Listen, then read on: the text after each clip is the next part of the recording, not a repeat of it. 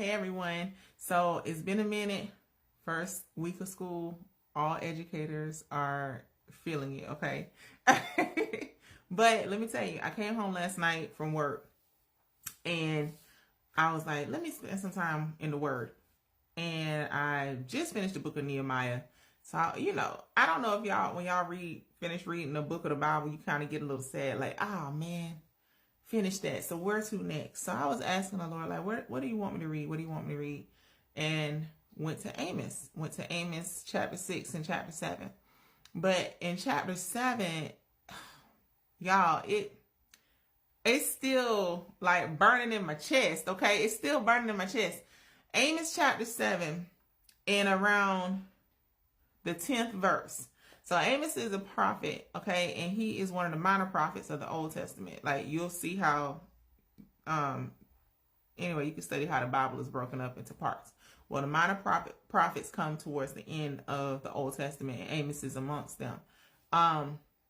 Amos, it had delivered a prophecy that the Israelites were going to be taken captive and that the king was going to be killed.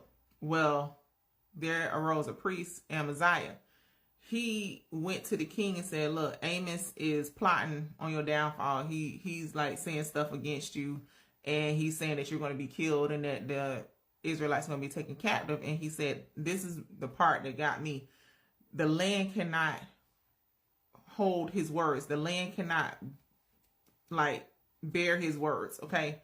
And when you think about it, when God issues a decree, how heavy that is. How it's so heavy when the Lord speaks to you sometimes, especially when it's a warning or things like that. Like, it can be so heavy, it's like you can't even hold it on your shoulders. Like, you can't even, and that's what it was for Amaziah. Amaziah was a priest, okay? Amaziah was a priest.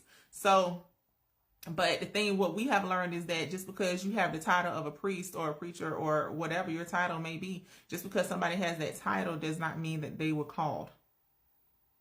Okay. So anyway, he goes to Amos. Amaziah goes to Amos and he tells Amos, like, look, man, go prophesy somewhere else. We don't need your prophecies here. Go out of Bethel, go somewhere else and do your prophesying. He said, eat bread. That means like be prosperous over there. Prophesy, live your best life somewhere else. Amos tells him this the part that got me.